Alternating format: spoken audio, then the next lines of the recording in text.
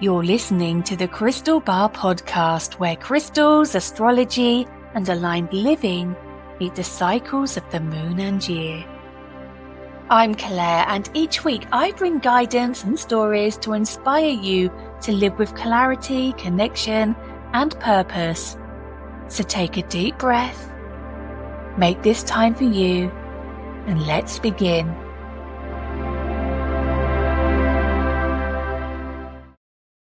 Hello, my lovelies. I hope you're well.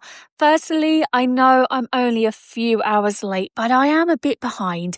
This time of year is crazy busy. So normally last night I would have spent a little time just writing up my notes, doing some research into astrology and what's happening this week, and basically writing my script. But I'll be honest with you, I didn't get round to it. It was a really late finish in the office. I had like 24 orders, which I'm very grateful for. The crystals of the month went out yesterday, and also as well, I had some graphics to create. And then, unfortunately, Arnie was a little bit poorly, so I had to sit with him and help him out, which is obviously priority. Stuart made me a delicious dinner. Thank you very much, Stuart. And then we just chilled down for a bit. And if I'm honest with you, after dinner, I fell asleep in front of my favourite programme, The Foresight Saga, which is currently on Channel 5. I love a period drama. So yeah, I've this morning worked a bit back to front. I've done my graphic, which is now on Instagram, Facebook, and that is some of my favourite activities that you can partake in for the Scorpio, new moon. I keep saying full moon. Why do I keep saying full moon? I should know better. I've been writing new moon all morning. So this morning, after doing that, I've just sat with Ivy in the beautiful now sunshine. We had the most spectacular snow here this morning. This is the first time in many years that I've had snow or experienced snow before my birthday, and I'm here for it. Apparently it's going to get mild again for the weekend. It was amazing though. It was so cosy, if I'm honest with you. Sorry, Ivy, I just tickled Ivy and she jumped. Sorry. She's like looking at me like, who do you think you are? Leave me alone. Get back upstairs into your office. Yeah, it's the first time I've experienced snow in a long time before my birthday, but do you know what? I'm here for it. It's great. It's just very cold. Very cold. It's definitely a shift to the system. Normally we have our heating on about 19 degrees to keep the house nice and lovely, but we were so spoilt with the most hot, heat-driven summer. I think we're just so used to like late 20s degrees centigrade that I must admit, I've got my heat on 21, which is really bad for the environment, I know. But yeah, I have to say, it's caught me out a little bit. So I'm going to start wrapping up a bit more. To be fair, I do wear light clothing around the house. So perhaps I just need to wear a jumper and just get a blanket and just suck it up and get on with it. But anyway, we've got a lot to talk about today. What's been going on at home? Oh my gosh. Well, I know that a lot of you said that. No, sorry. A lot of you have heard from me through chit chats and whatnot and the podcast that we were planning to decorate our lounge finally at Christmas. Well, Stuart and I we moved in, we ordered some furniture that we thought would go, we dumped the sofas, they literally stayed where they were, and it's been all right. It's been an okay layout, but we are really zhuzhing up the lounge. We're going to build a fireplace. Now, for this, we've had to create almost like what I call an American seating style, where the sofas are opposite each other. One is kind of in front of our kitchen doors, garden doors. Oh my gosh, sorry, I'm very distracted. It's been definitely a weekend and a few days of busyness, and I'm definitely distracted for sure because my mind's here, there and everywhere, so I can only apologise. Does anybody else feel like that this time of year? I think it's this new moon. It's kind of telling me to get all my ducks in a row and actually start doing the projects I want. And I think that's why we've done what we've done. But anyway, so we actually kept our old fireplace, which is like a freestanding one from our old house. Don't know if you've ever seen pictures of our lounge, but it was kind of to the side of my sofa. It was just basically plonked somewhere. And we're going to have a new radiator fitted if the plumber gets back to us, hopefully. What is it with trades? Do you know what? Our electrician, because we need a plug moving to be able to then build the fireplace to plug the fire in. And he was on it. He's actually going away. He's heading off on holiday, but yet he's still fitted me in with his apprentice to do the first fit. Yeah, we won't have any power until he's back to perhaps after Christmas. That's fine, it's not a problem. But the fact is we can then get on and build the fireplace. But this plumber, I was like, yeah, let's go for it. And it's been radio silence ever since. So I guess I'll give him another day or two. And if he doesn't get back to me, I'll have to try another plumber. But we're going for a Victorian style because where we're going to build the fireplace, it's actually going to almost be on top of the modern radiator that's currently there. So we're going to go for something that's a little bit prettier because it's in eyesight and it's kind of next to this beautiful fireplace that we're going to build. We're not doing a huge fireplace. Stuart's going to use his brickwork skills and we're looking for some reclaimed bricks. Yeah, do you really need to hear about all of this? Well, just to say we're busy. We were busy anyway. We've got my birthday coming up, my mum's birthday, my niece's birthday, visiting my mum, my niece's party. We've got Black Friday coming up. We've got the business birthday coming up. It's one busy week. Do you know what though? It's planned. My diary is planned. I'm on it. I'm like a machine. I am ready. And I really feel like the Scorpios help with that as well. But interestingly, we're now going to zhuzh into Sagittarius season, my season. And of course, Mercury retrograde will end on the 29th. So a week on Friday. So 1 week left. Gosh, my brain's everywhere. I was talking to a friend yesterday and I was like, oh my God, it's my birthday next week. I felt like we had a few more weeks, but no, here we are. Anyway, my loves. We are taking a real turn of cosmic events. We have got a real powerful one because we are standing at the threshold between deep emotional transformation, new energetic expansion, and tomorrow morning at 6:47 on the 20th of November, we welcome the transformative new moon in Scorpio, the moon of emotional truth. It's soul level cleansing and rebirth. And then just 2 days later on the 22nd, we're actually going to shift into Sagittarius season, as I said, which actually feels like lifting your head above the water and taking that first breath of fresh air. It's hope, it's movement, it's joy, it's fire returning to the system after several weeks of emotional depth and introspection. And boy, oh boy, have we felt it. We're also only 5 to 6 weeks away from the winter solstice, so that is the longest night of the year.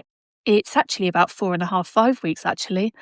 It's a sacred turning point when darkness reaches its peak, and my loves, that's when I start thinking about spring. We begin to slow down, but we begin the slow, gentle return to the light.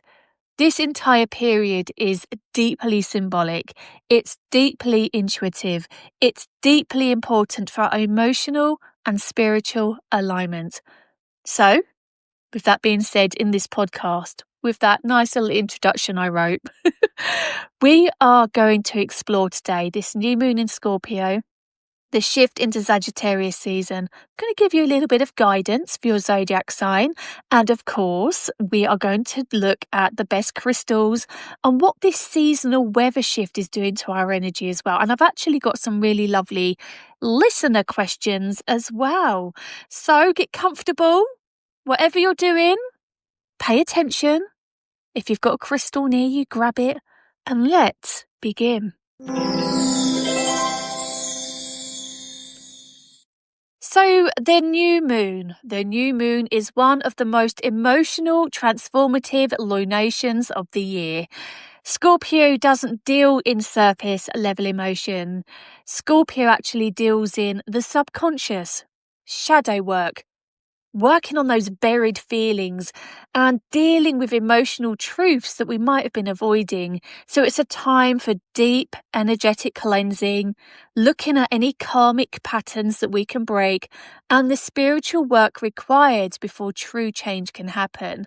So this moon is actually asking you, what are you holding on to that is no longer serving you? Where are you leaking energy? What cords do you need to cut? Who's energy draining you? And what can you do to just move on from that? And what truth have you been afraid to admit? When you look at all this, you need to release, okay? So to release, what can you... Wow, sorry, I've just seen... No? Okay, I'm definitely seeing things. I'm just looking out at the horses field and it looked like what was like a big black cat running across the horses field. Now, we have a lot of apparent big black cats loose in this area, apparently. But, well, I did see one 20 years ago. I'm digressing again, but I'm sure it must just be a large house cat. My goodness. Sorry, that completely distracted me. Black cats, though. Black cats are a good prophecy. They're good luck. Whoa, okay. But what I was saying is, what do you need to do to release so that you can step into the next version of yourself, okay? Because Scorpio energy, that's really thrown me, sorry. Scorpio energy, get back to it, Claire. It's ruled by Pluto, the planet of death, rebirth, power, and psychological transformation. And under this moon, old emotional cycles may feel louder, memories may resurface, and intuition become sharper. You may sense what needs to be let go of, even if you're not fully ready to admit it out loud yet. And the beauty of this new moon is that once you release and move on and let go what's sitting heavily on your soul, on your heart, you make space for your next level of power. Now, this might sound like a full moon chit chat, but believe me, this needs to happen for sure. Okay. So with that being said, this is a moon of emotional alchemy. And when you look at your emotions, you're going to be able to start reclaiming parts of yourself. It might be hard, but what are you dwelling on? What are you ruminating in your mind? What can you just suddenly heal, or not suddenly heal, but work on healing to reclaim these parts of yourself? There's also a sense of deep psychic connection. So if your intuition is springing into action, please do know that those intuitive vibes, those waves are definitely telling you something. But please, it's time to let go of expectations as well. You might be looking at someone and hoping they change. You might think a situation is going to be better than it actually is. But just know that if you let go of expectations, your fingers can't be burnt, you can't be let down. And you know what? Transformation is going to begin internally. And if you work on yourself, it's going to have such a profound positive effect on you. If you just look at what you're ignoring and what you really need to heal from and move on from and change to a positive, suddenly all of that will become visible externally. So basically, this is the cleaning out the emotional attic moon, the reset moment before momentum returns. And then on the 22nd of November, I'm so excited for it. Sagittarius season starts. This is the light after the depth. Once the sun moves into Sagittarius, everything feels so much lighter, brighter, and more forward moving. It's the cosmic shift from water to fire, from emotional introspection to inspired action. Now, Sagittarius is ruled by Jupiter, the planet of luck, growth, expansion, and wisdom. And all of this is going to bring you optimism, humor, the desire to learn, a fresh outlook, higher thinking, creative inspiration, and a brilliant, renewed sense of possibility. What is not to love, hey? You may feel like the fog is clearing. You may feel more open, social, chatty, and curious. Ideas could begin to flow again. Your motivation will return, and life begins to feel bigger, more spacious, and more hopeful. So, With that being said as well, Sagittarius season is encouraging you to study something new, but make plans for the future. That could be booking travel, exploring new cultures, embracing adventure, but taking aligned risks too. My loves, it's time to step out of your comfort zone. Say yes to things that scare you in the best way and reconnect with joy. Because after the depth and heaviness of Scorpio season, Sagittarius feels like a spiritual sunrise. This season is also amazing for manifesting, 2026 planning, and brainstorming all of your goals and ideas.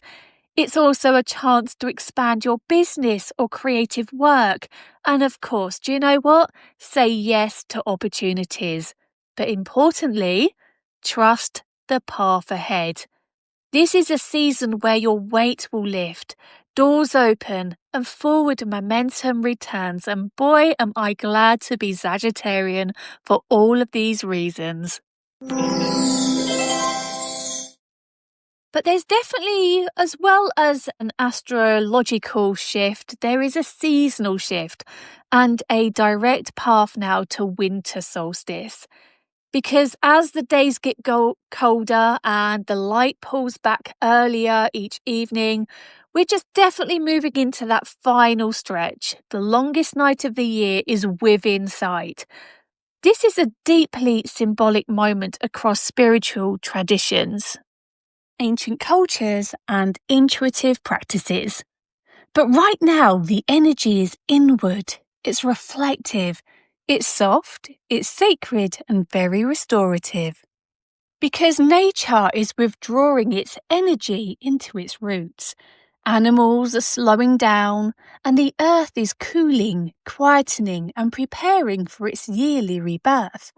And we actually mirror that cycle. I don't know if you're feeling it, but it's very true. You might be out partying and having a good time, but deep down, you are definitely mirroring that cycle. At this time of the year, your body may naturally crave a little bit more sleep. Time to slow down. I laugh because, yes, I'm busiest as ever, but anyway. Also, as well, there's that desire to need warmth and want those comfort foods. But importantly, I must just say, if you're desiring more time alone, it's not because you're potentially unhappy with where you are. Naturally, in nature, we do desire more alone time this time of year. And importantly as well, it's really good to reflect on the year behind you so that you can prepare mentally for a clean slate. So when I just want to say, sorry, apologies, I've just knocked my microphone. Hopefully everything's all right and nothing went wrong there. But it's very normal to feel tired, contemplative, or emotionally softer because this is your body aligning with seasonal rhythm.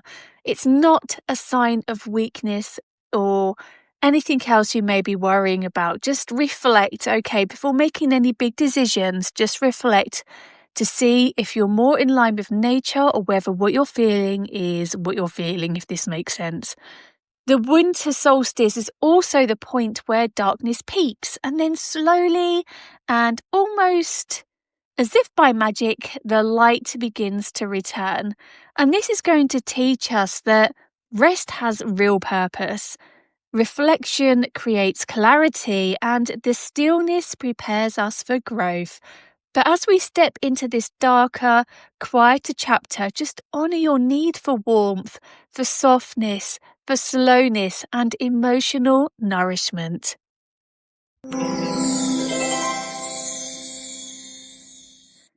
So as we do head into Sagittarius season in a few days' time, Sagittarius energy benefits from crystals that help channel its fire, enhance its clarity and balance its spontaneity. These crystals are for everybody because Sagittarius season isn't just for Sagittarians, it's for every single sign because we are all maneuvering through it.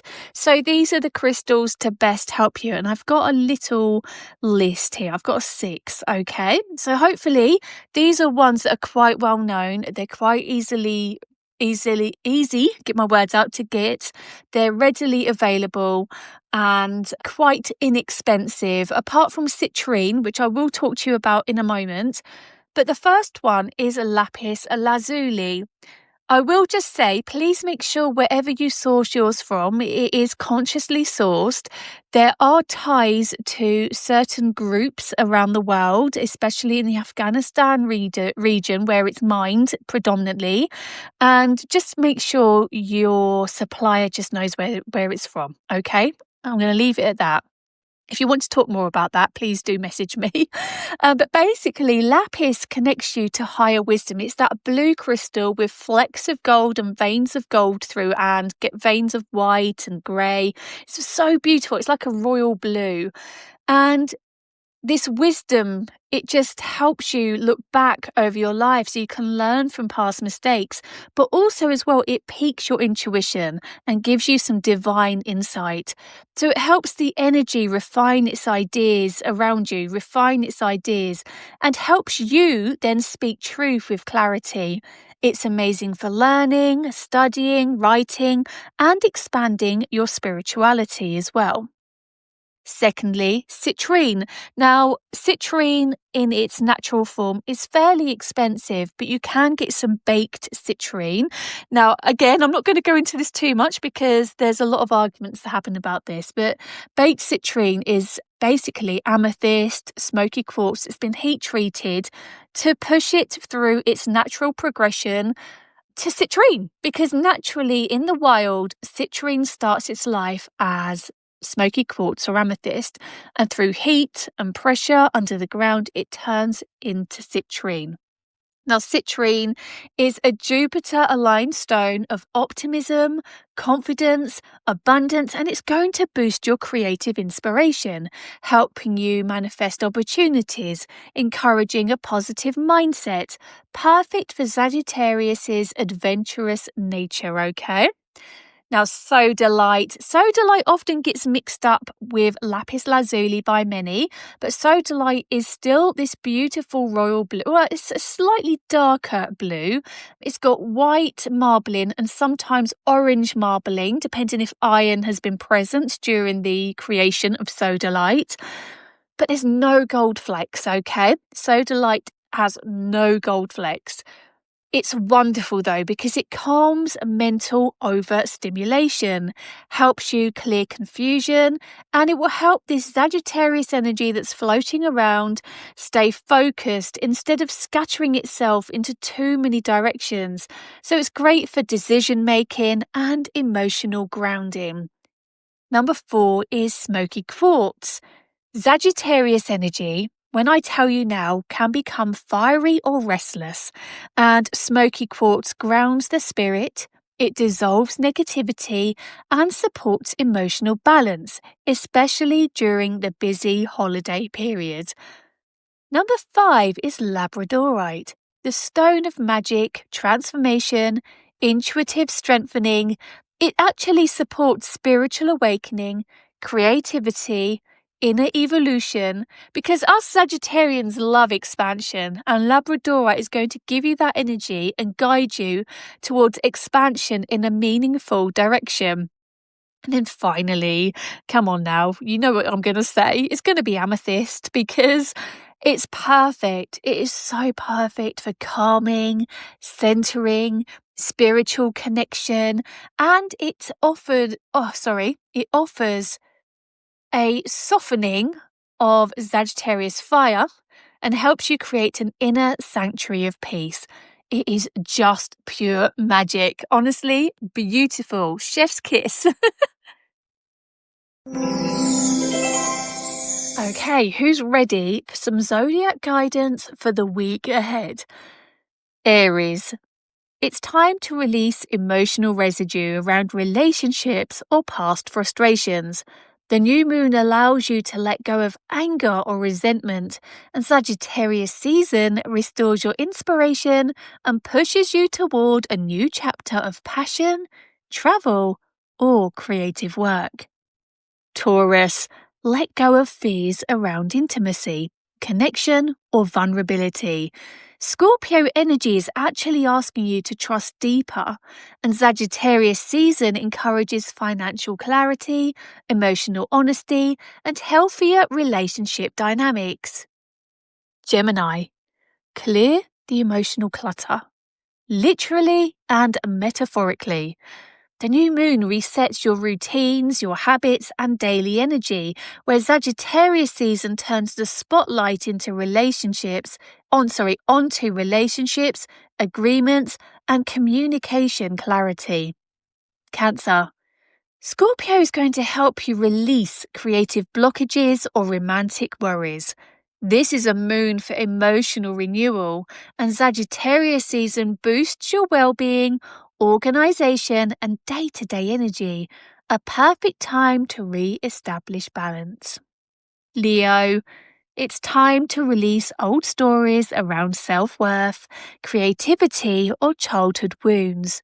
Sagittarius season then reignites your joy, passion, romance, and sense of fun, so this is a powerful week for expression and confidence.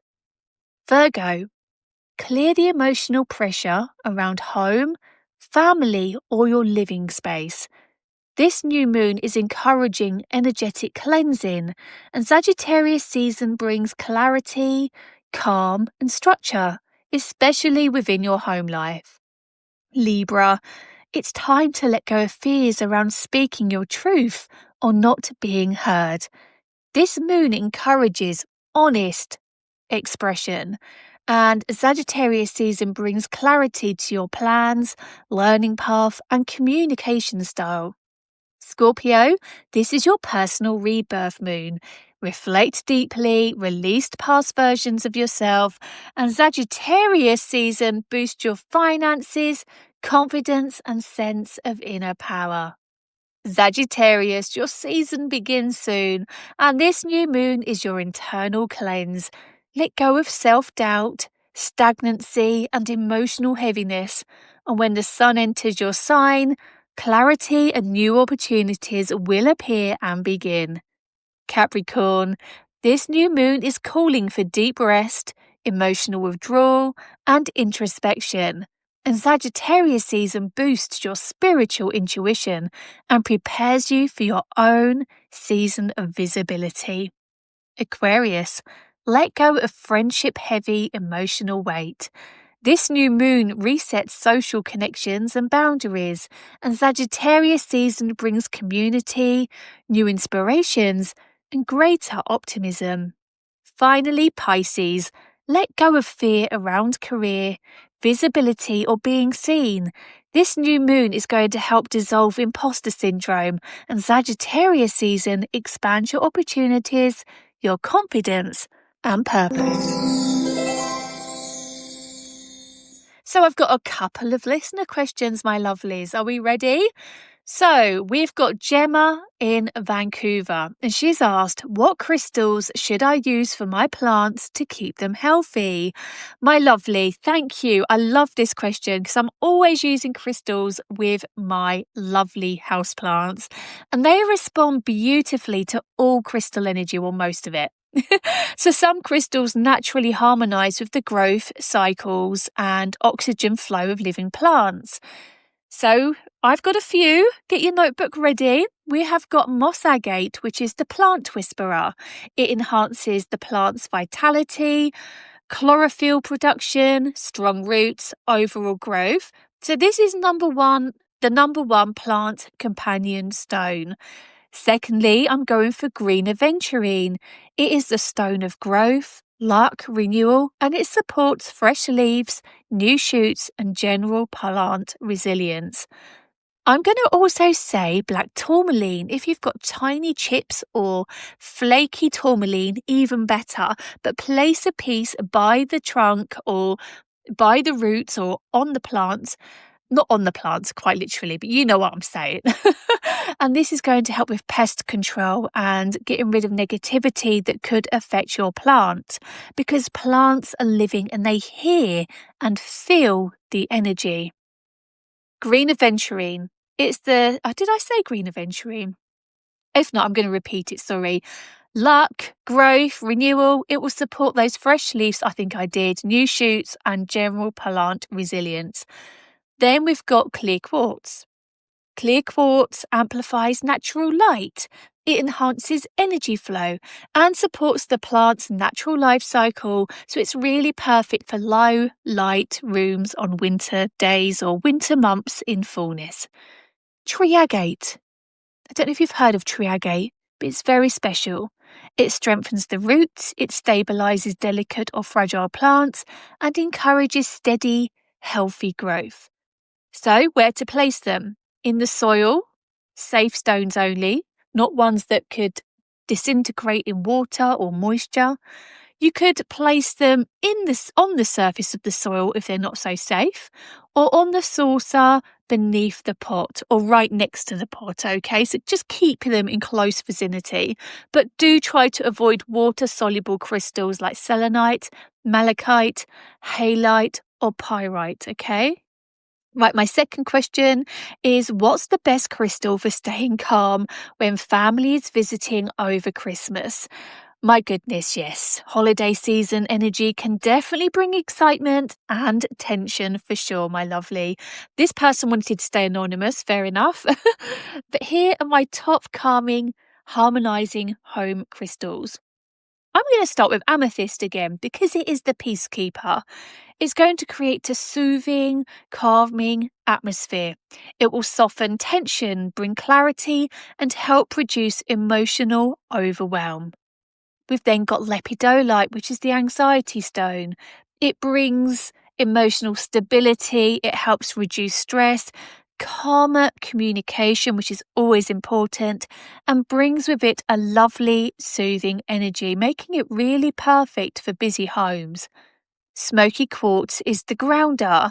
It can clear that negative energy and stabilize emotions and keeps the home itself grounded. Amazing for too many personalities in one space, okay?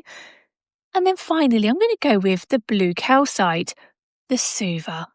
Blue calcite softens communication, reduces irritability, and creates a gentle, harmonious home atmosphere. These would all be great in any room, but living rooms, dining spaces, hallways, or shared spaces. Or you could create a central bowl of mixed, calming crystals. So as we move through this powerful transition, the deep emotional cleansing of the Scorpio new moon, followed by the bright, hopeful spark of Sagittarius season, remember that you're not meant to stay the same. You're meant to evolve, to shift, to soften, grow and rise. So this is your week of emotional shedding, and then expansion, a reset, and then a reawakening. Thank you as always for being here with me. If you'd like to explore crystals, courses, you can find everything you need at thecrystalbar.co.uk. But I'll see you at my next episode, my lovelies. But until then, may your energy stay clear, your soul and your mind and all your manifestation energy stay open, and your path stay blessed. But remember, the right crystal will always find you.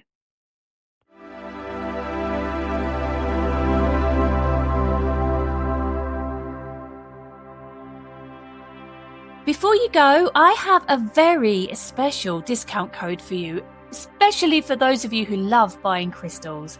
So, the code is podcastcrystal.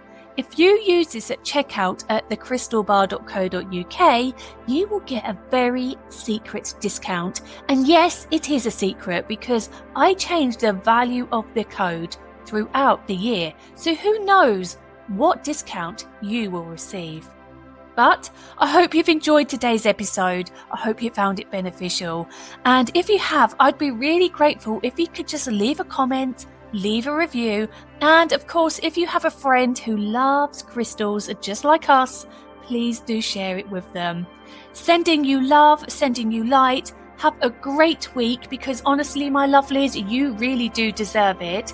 And as I said earlier, remember, the right crystal will always find you.